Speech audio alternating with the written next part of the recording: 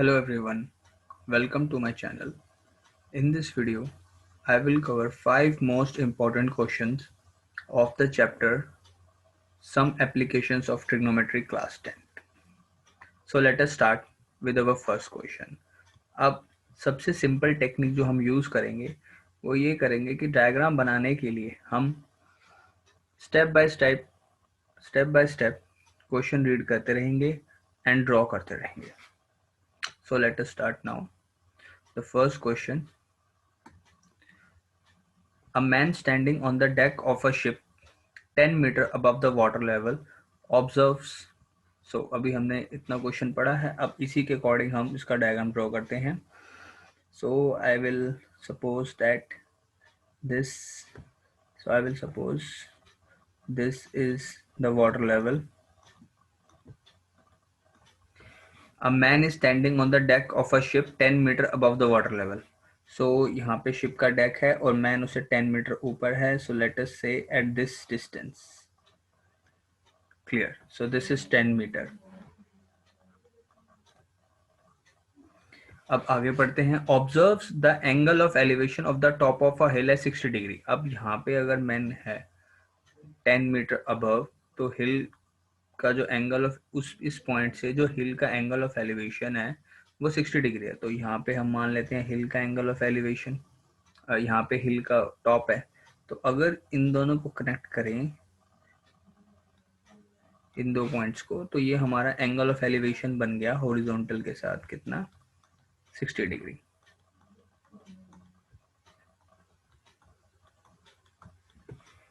And the angle of depression of the bottom of the हिल. अगर हिल का top यहाँ है तो बॉटम ऑब्वियस सी बात यही होगा. और इसी पॉइंट से जो एंगल ऑफ डिप्रेशन बन रहा है वो बन रहा है 30 डिग्री. तो अब हमने इसको यहाँ कनेक्ट कर दिया और ये एंगल हो गया हमारा 30 degree.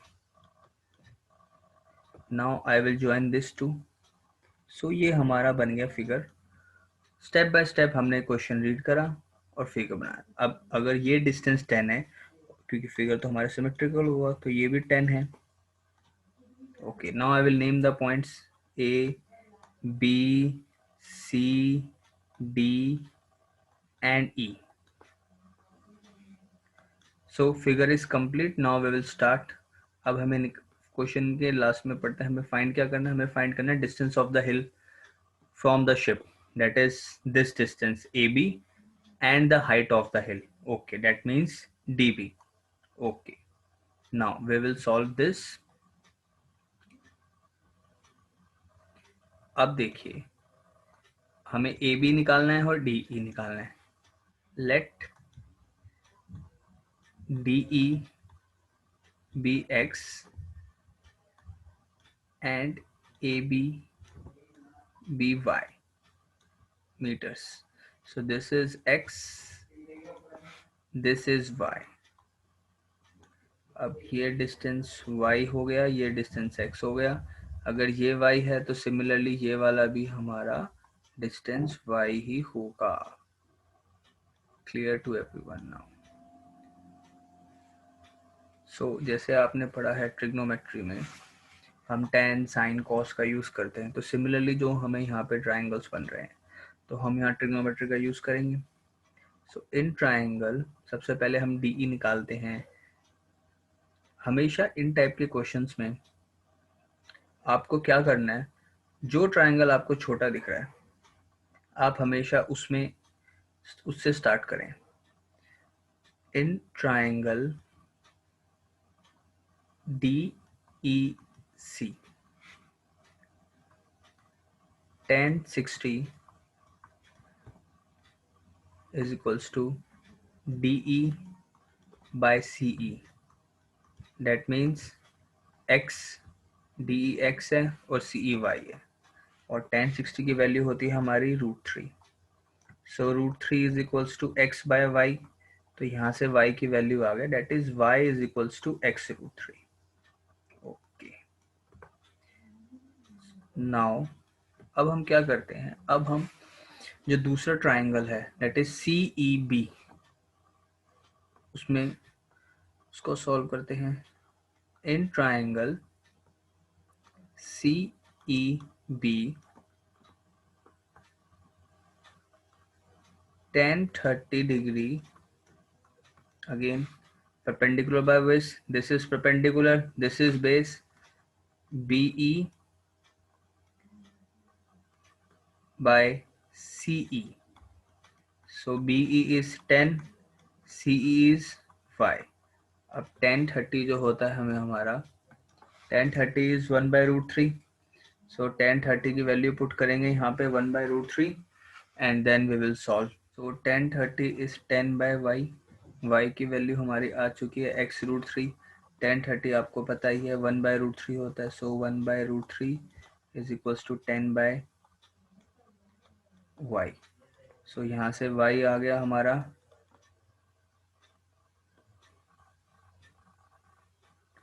10√3. So y is 10√3.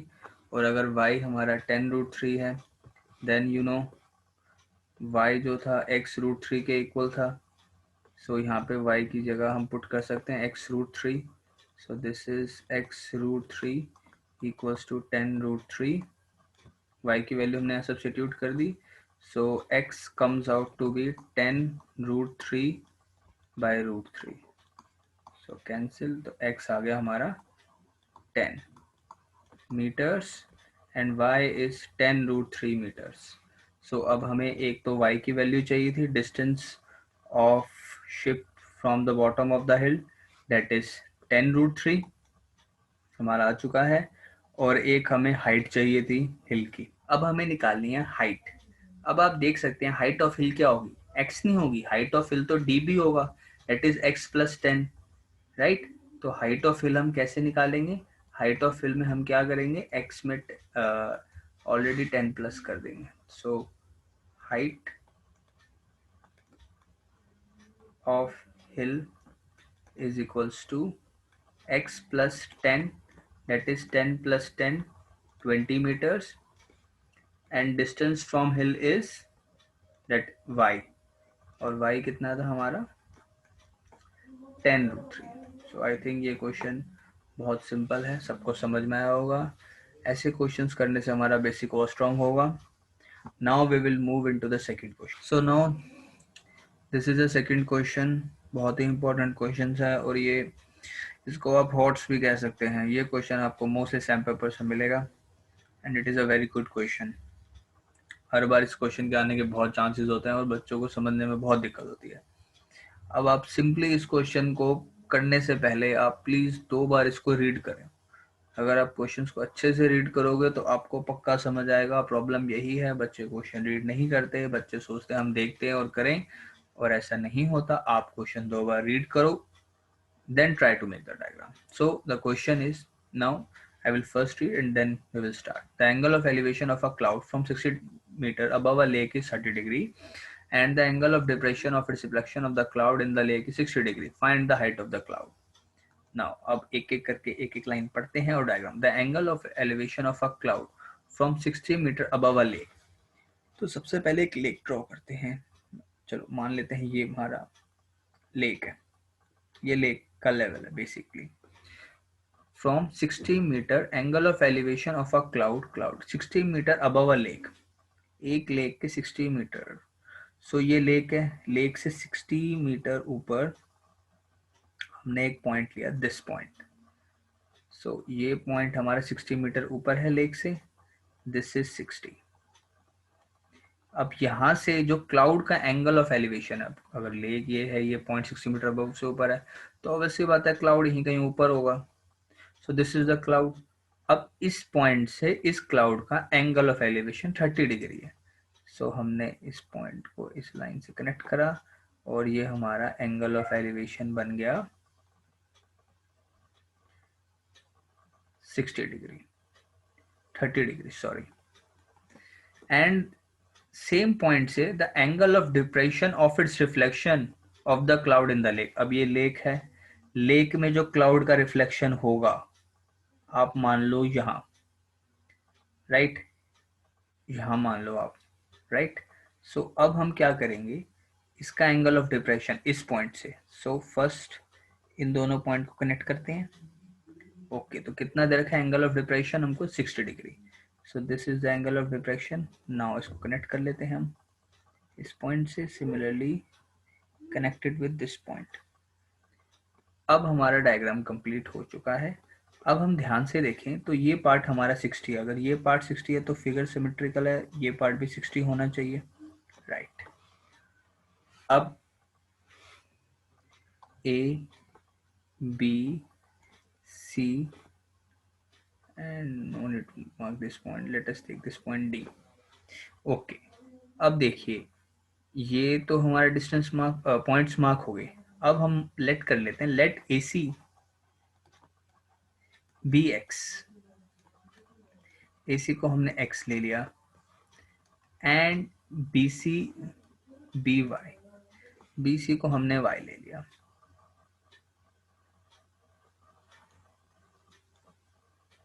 Clear. अब देखिए अगर रिफ्लेक्शन हो रही है, सबने रिफ्लेक्शन पढ़ा है, आपने साइंस में पढ़ा होगा reflection, reflection through plane mirror जो होता है उसकी कुछ प्रॉपर्टीज होती हैं, और एक प्रॉपर्टी ये होती है that object distance is same as image distance.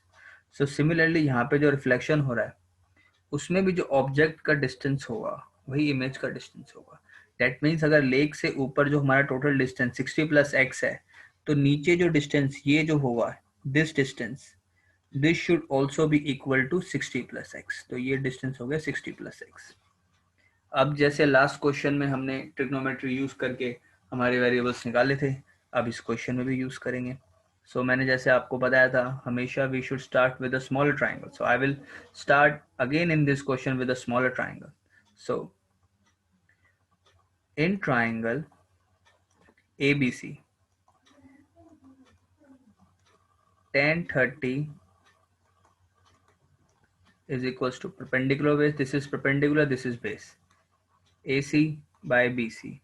So AC is x, BC is y, tan 30 is 1 by root 3. So 1 by root 3 equals to x by y. So we get from here y equals to x root 3. So this is our first equation,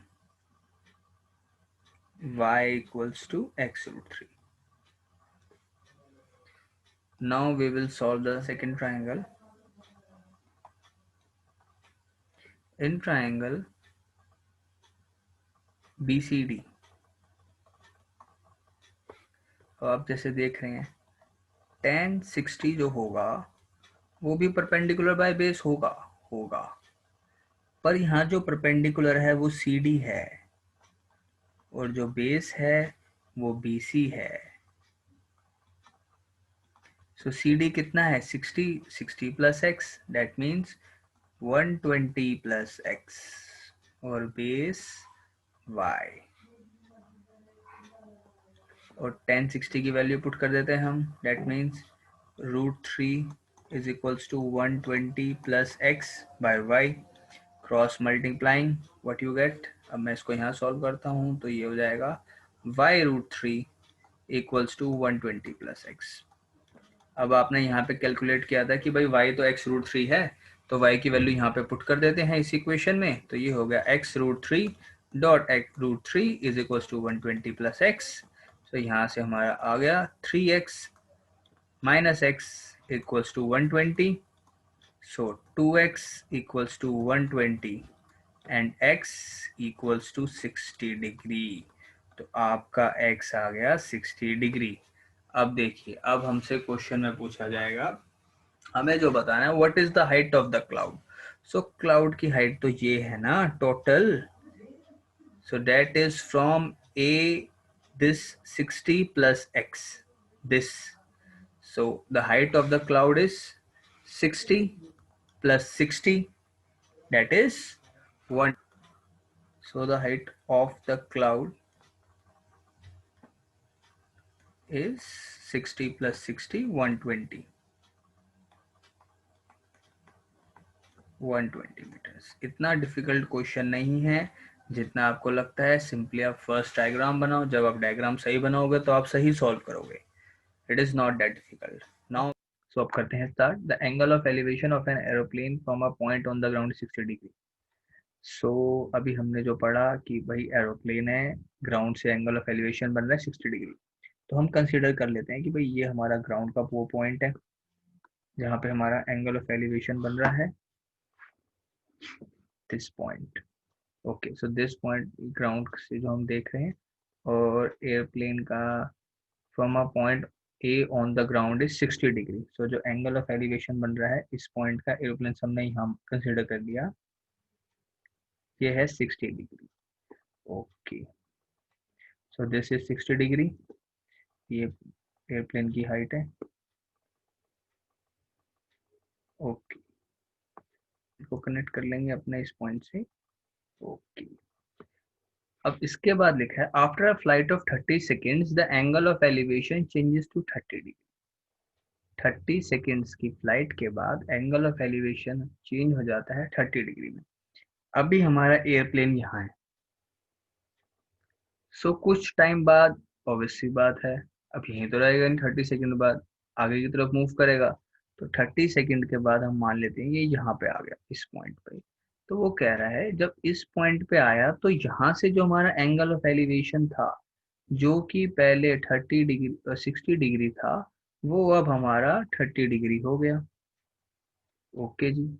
इसके बाद if the plane is flying at a constant height, अब आपको ये दिया है कि जो plane की हाइट है through out, that is constant, that means that is same. कितनी है वो आपको दे दी 3600√3। अब जो बची हुई लाइन से मैंने उनको कनेक्ट कर दिया। So this is the height of the plane, this is 3600√3, 3600√3 metres. और जो यहाँ की जो हाइट है वो भी यही होगी, 3600√3 मीटर्स। ओके, अब हम पॉइंट्स कंसीडर करते हैं। ये हमारा पॉइंट ए है, ये बी है, this point is B, this is C, this is D and this is E. Okay, अब ये हमारी हाइट है। AC को मैं लेट कर लेता हूँ, लेट AC BX। AC को मैंने X मान लिया। ओके, अब बात करते हैं CE की। अब CE को क्या लेट करें? अब Y लेट कर सकते हैं वैसे, तो CE को हम ऐसा करते हैं, Y लेट कर। अब देखिए, अब इसको सॉल्व करते हैं। AC भी X and CE be y. अब जैसे हम हमेशा सॉल्व करते हैं ट्रिग्नोमेट्री से, अब अगेन हम वही प्रिंसिपल यूज करेंगे और इसको सॉल्व करेंगे। जैसे मैंने आपको हमेशा बताया है कि जब भी हम करेंगे, सबसे पहले छोटे ट्राइंगल में हम ट्रिग्नोमेट्री यूज करेंगे। So in triangle ABC, tan 60 is equals to perpendicular base, perpendicular base BC है, हाइट AC है। So BC by AC, that means 3 BC by AC, तो ये हो गया √3 equal to 3600√3 upon AC।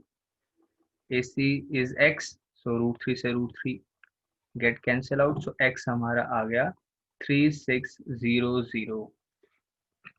Now I will solve for Y। जब Y के लिए solve करेंगे हमारा ट्राइंगल हो जाएगा, इन ट्राइंगल ये वाला ट्राइंगल ADE।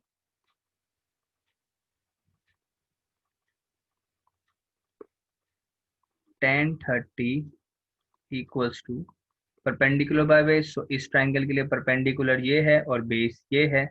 सो 3600√3, और बेस क्या है? This is complete base AE, so X plus Y.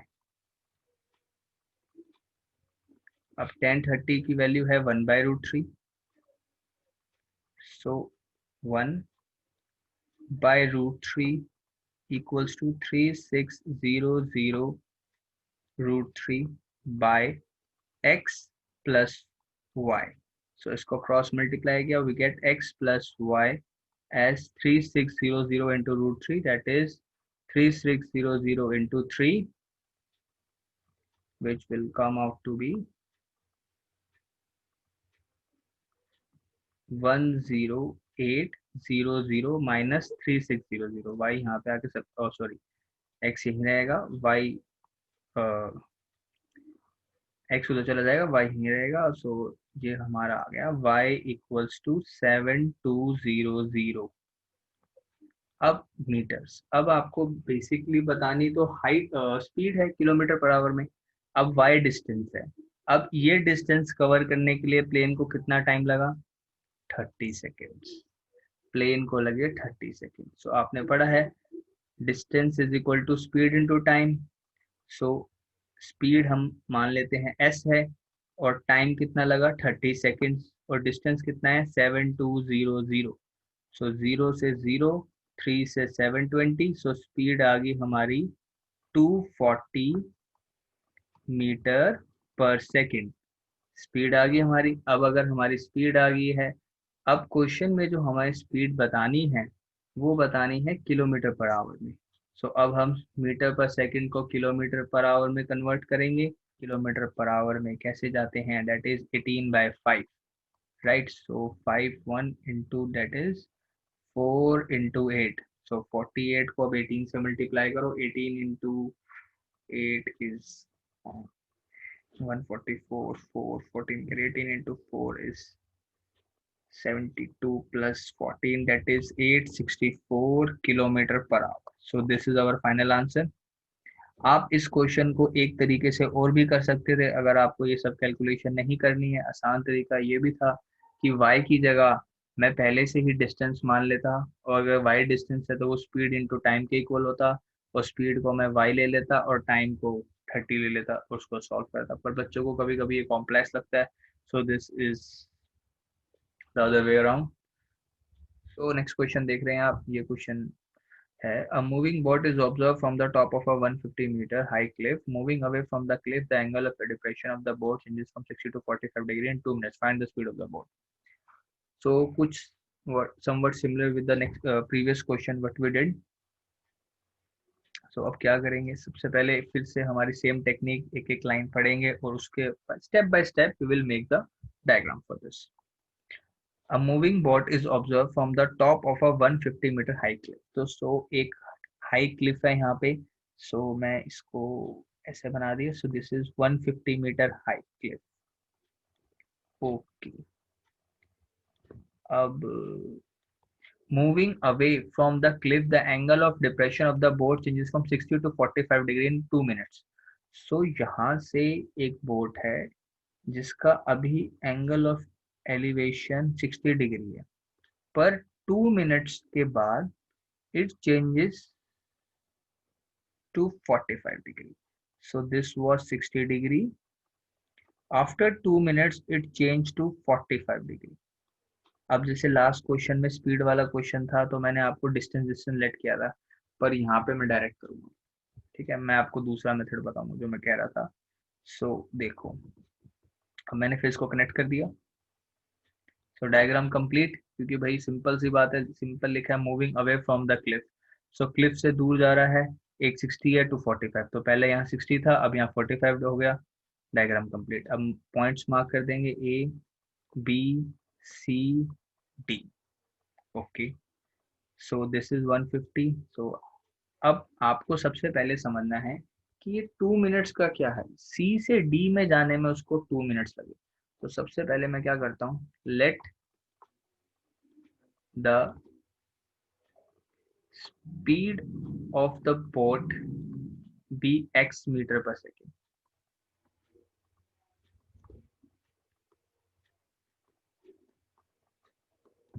x metre per second मैंने स्पीड लेट कर ली, और bc को मैं लेट कर लेता हूँ y।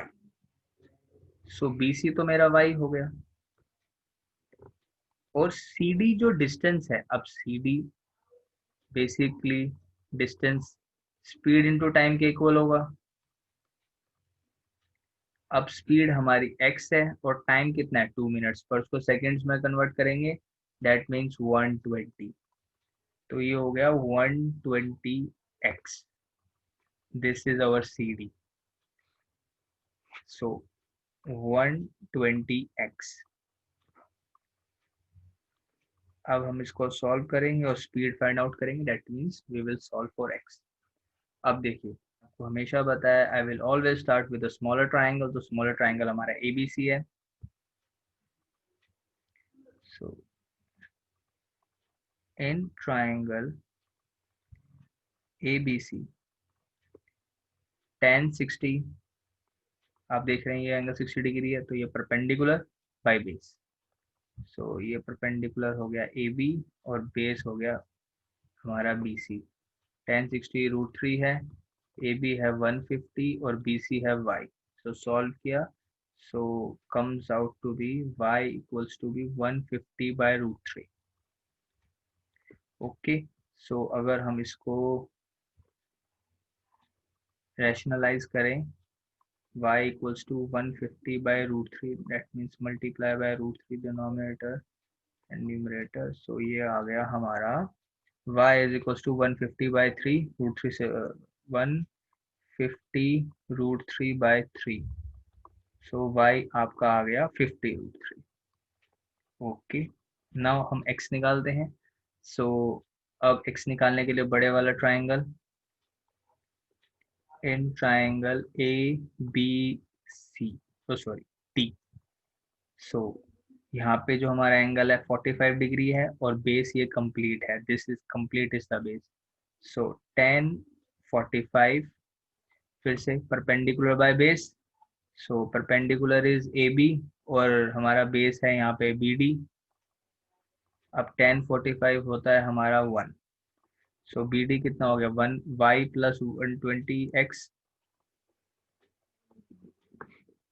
तो वैल्यू पुट कर देंगे, सो ये आ गया 1 is equals to 150/y plus 120x, cross multiply किया हमने, तो ये आ गया y plus 120x equals to 150। So ये हो गया 120x is equals to 150 minus y, और y की वैल्यू 50√3 थी तो हमने यहाँ पुट कर दी। सो x हमारा जो आ गया है दैट इज 150 माइनस 50√3 बाय 120। थोड़ा देखने में अजीब है but this is the correct answer I think.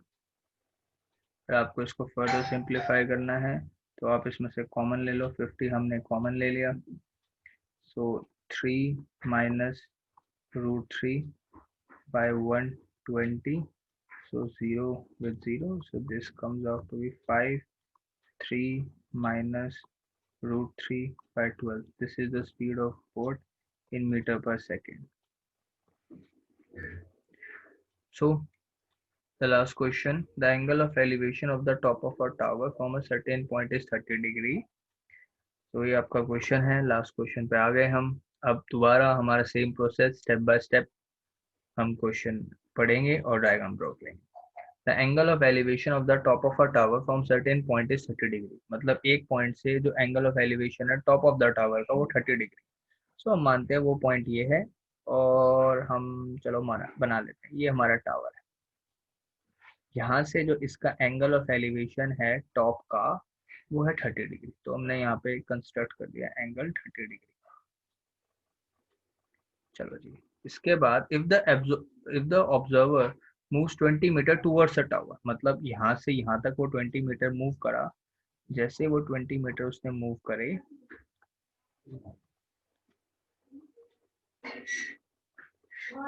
the angle of elevation of the top increases by 15 degree,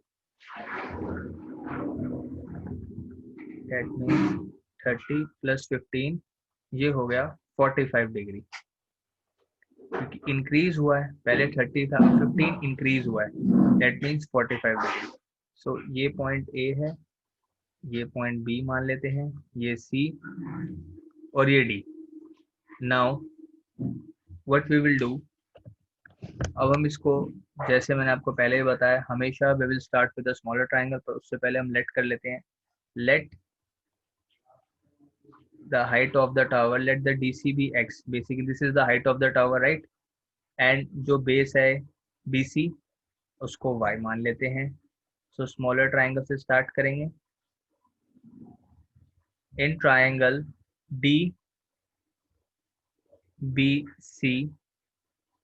tan 45 is equals to perpendicular x है, बेस y है, so this is x by y, और tan 45 1 होता है, तो 1 is equals to x by y, तो यहाँ से आ गया y equals to x। Clear? तो ये हमारी इक्वेशन होगी। अब दूसरे ट्राइंगल में चलते हैं, उसको सॉल्व करते हैं। तो इन ट्राइंगल DAC, अब DAC बड़ा tan 30 is again equal to perpendicular by base, tan हमेशा परपेंडिकुलर बेस, तो ये परपेंडिकुलर ये base, so x upon 20 plus y, tan 30 is 1 by root 3, so 1 by root 3 is equal to x by 20 plus y, हमने इसको cross multiply करा, we get 20 plus y equals to x root 3।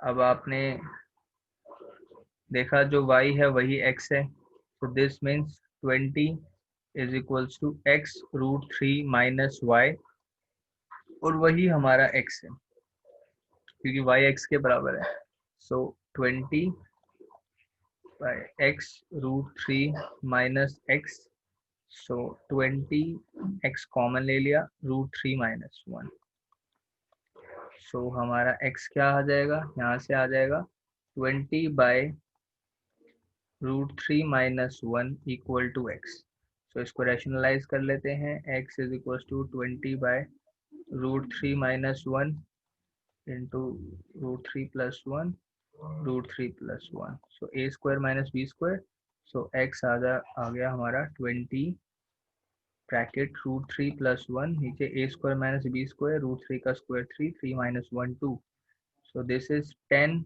Root 3 plus 1, और जो आपका x है वही आपका y है, so this comes out to B,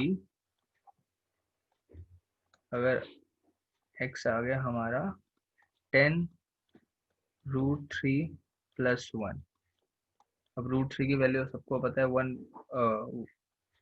1.732, so 10 into 1.732 plus 1, this comes out to be 10 multiplied 2.732, so x finally आ गया हमारा 27.32 मीटर्स, और y भी हमारा same 27.32 metres, so this is the final answer, and ये हमारे 5 मोस्ट इम्पॉर्टेंट क्वेश्चंस थे इस चैप्टर के। आई होप ये वीडियो सबको अच्छी लगी होगी, and I will make more videos, और आप जिन भी टॉपिक्स पे वीडियो देखना चाहते हैं वो कमेंट सेक्शन में ज़रूर बताएं, and don't forget to share and subscribe my channel. Thank you.